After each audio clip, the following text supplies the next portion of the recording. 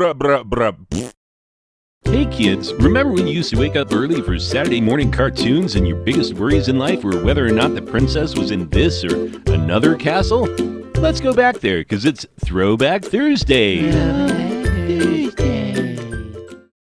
Well, hey there, everybody. It is time for me to do something that you've never seen me do, not openly anyway.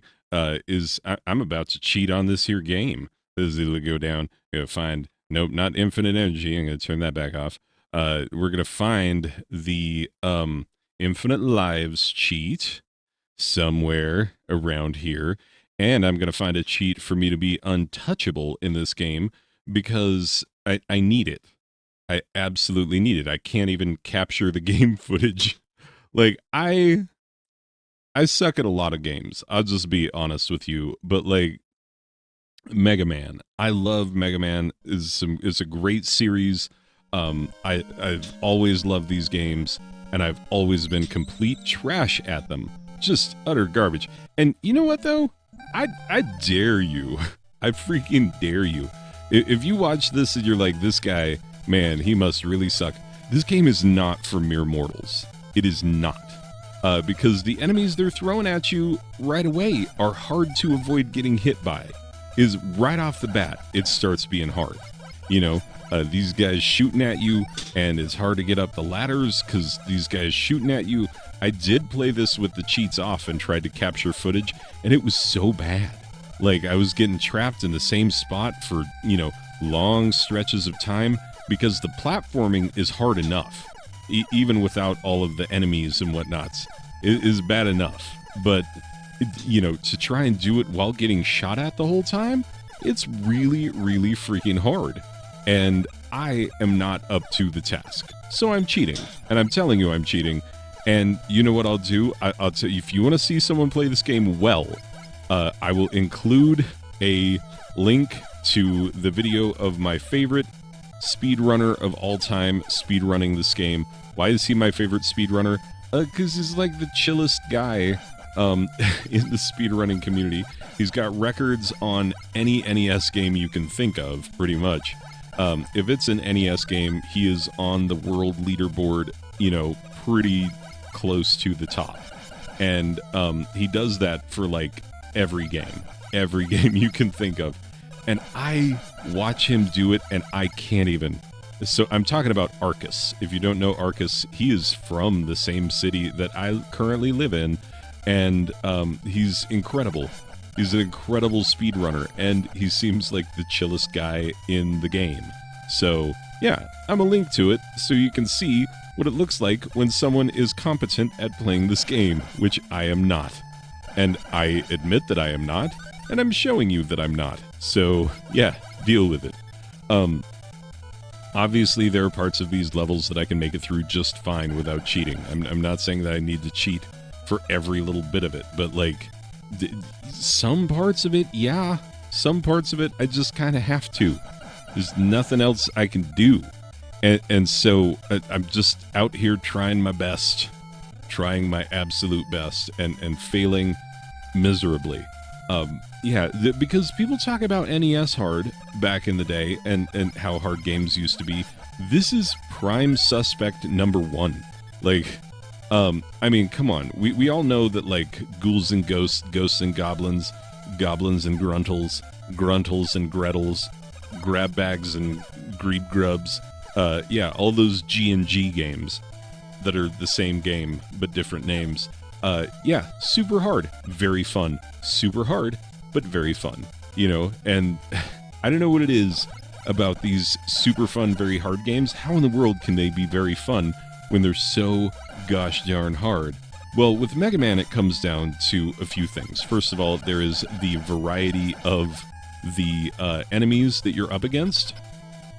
You've got Cutman and Fireman and Elecman and Gruntman and Hugman and shares his feelings openly without being asked man, and man who goes barefoot all the time and puts his feet up on things where he really shouldn't, man. Yeah, pretty sure I got all of them. But yeah, it is, all of the bosses and the way that they theme the levels after the bosses, it's so cool. It's just a really cool idea. But the platforming is so freaking hard. Like the little green dumpy platforms, I failed and failed and failed again and failed at failing and failed and failed at failing to fail at failing and failing again. And it was just, it's bad. It's such hard platforming. And even without enemies, it's hard. But you add in enemies, and it's obscene how hard this game is. I remember introducing this to my son, and he got very frustrated, like, as one would. And so I taught him about save states, and so he started playing with save states. And he actually beat the game with save states. And then I was like, okay, now do you think you can beat it without save states? And he's like, nah. And I'm like, that is the correct answer. You probably couldn't, because it's basically impossible. It is so hard, the platforming in this game. And I dare you, again, if you think I'm lying, if you think I'm overplaying the difficulty, go ahead. Go ahead. If you haven't played this in a while, or if you've never played it, why don't you do me a favor? It is accessible easily in many places. You can find it online in places where you get things, you know, those places where you get things online. Yeah, go to one of those and get it. Or pop it in your NES if you have an original copy. I do. I have an original copy. I had to go back to the original and be like, is it really this hard? Yes, the answer is yes. It really is this hard. So freaking hard. But it is a beautiful game and beautifully made, you know. Just the Mega Man with his striking, you know, black outline and light blue and dark blue suit. So good. You know, and it is funny because as the Mega Man series went on, if you look at the art for Mega Man's 1 through 6 on the NES, I think there were 6. I could be wrong. It's at least 5. But I'm pretty sure there are 6. And if you look at the art for all of them, what you're going to see is that they increasingly look like the Mega Man in the game. So that's not nothing. Hooray for that being a thing. And yeah, he's just such a well-designed pixel art character. I don't know if you know this, if I've ever mentioned this, but I cross-stitch. I'm a cross-stitching man. I know how to cross-stitch. At some point, the reason I got into it is that I realized that pixels translate directly to stitches, and you can just cross-stitch any old video game sprite you can think of. It's the same way that people do it with perler beads and stuff. Yeah, I did it with cross-stitches. Actually, there is a cross-stitch of mine hanging in the offices of Nintendo of America. It's a cross-stitch I did of King Hippo that was purchased. I sold it on eBay. It took me forever to do, and when I was done, because originally I was like, I'm going to do all the major Mike Tyson's Punch-Out enemies. And by the time I was done with King Hippo, I was like, nope, we are not doing that. That will take me the rest of my life. And so I just sold the King Hippo that I had done, and this guy at Nintendo of America was like, this is so cool. He's like, I just want you to know this is going to be hanging in my office at Nintendo of America. And I'm like, all right then, cool. So I hope it's still there. I hope he's still there. Anyway, but like, yeah, it's a thing that I've been able to do for a long time. Cross-stitching, yes. And I just tell you that the way that Mega Man looks, I still have my Mega Man because it looks freaking awesome. Like, to have a physical object that is the exact sprite from the game looks incredible, you know? And I look at the textures and, you know, just the way these levels are put together. This is some fine gaming. Like, the NES had a tendency, because of the limitations of the numbers of colors you could have on the screen at one time, you know, it was a severely limited console, as all 8-bit platforms were. And yeah, you had a limited number of colors that you could have on screen at one time.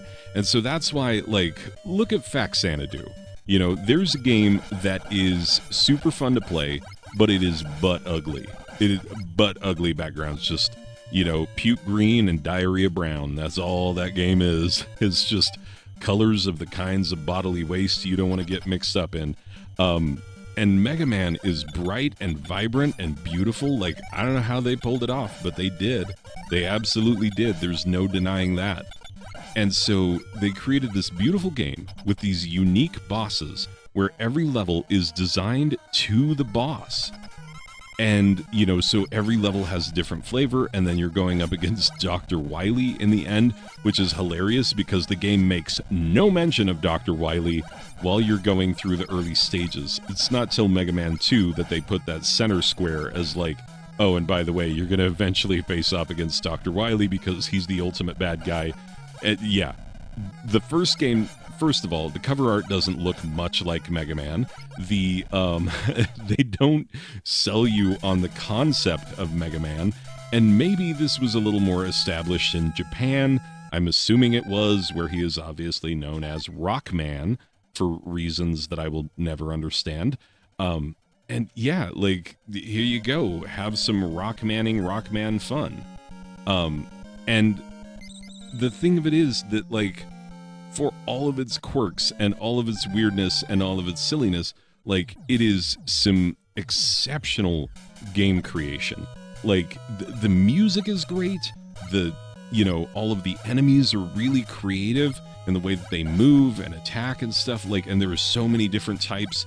It is just constant changes around every corner. It's superb game design. Just absolutely superb game design. And yet it is tough as freaking nails, and I cannot beat it without cheating. Them's the facts. I have to cheat if I want to beat this game. And I have beaten it with cheating, and I will never beat it without cheating. And that, I just accept that as the way it is and the way it's got to be. And so, yeah, as you see me go through and fail again and again and again on some of these parts, and as you see me, like, not take hits where I would take hits if I had, not cheated, that's what I gotta do. I'm not Arcus. I've watched Arcus play this game, and I don't get it. I don't understand how people can be so exceptionally good at this, and I suck so bad. I don't know. I don't know what it is. But whatever it is, I don't have the it factor of whatever it is that Arcus has that I don't. But he got some magic. Maybe it's the cowboy hat. Maybe if I play this with a cowboy hat on, then I would be as good as Arcus. Doubtful, and I'm not willing to invest in a cowboy hat. So I think we're all out of luck on that one. Anyway, so yeah, for this gorgeous game with a landmark character in a landmark series that went on to have so many great games that are also tough as freaking nails. I mean, Mega Man 2 is not any easier than Mega Man 1. If anything, like, I'm just thinking about the part where you're trying to escape the lava and you have to, like, run down these chutes as fast as you can, and it's so easy to die. Man, like, these are some hard games. If you want to see what NES hard is really all about, you could find no greater place to start than with the first Mega Man game. Yeah, it's just incredibly difficult. But yeah, it must be nice. I wonder what it's like to be the type of person who can actually play this. Because for mere mortals, oh, man, you are out of luck. You are out of luck. Anyway, people, let me put a final score on this one. So, final score-wise, we are going to go an 8 out of a possible 10 Mega Men from the box art who look nothing like the Mega Man from the game. There's no yellow on the suit in the game. Also, he doesn't have a weird concerned man face, and he doesn't wear a, what you call it, a merkin? No, that's not what it is. He does not wear a large groin protector. I don't know what's going on in this picture, but I have questions. Yeah, it looks nothing like the game. But over the course of the box arts, they do look increasingly like the game. Anyway, people, that's going to do for this one. I will see you in the next one. Okay, bye.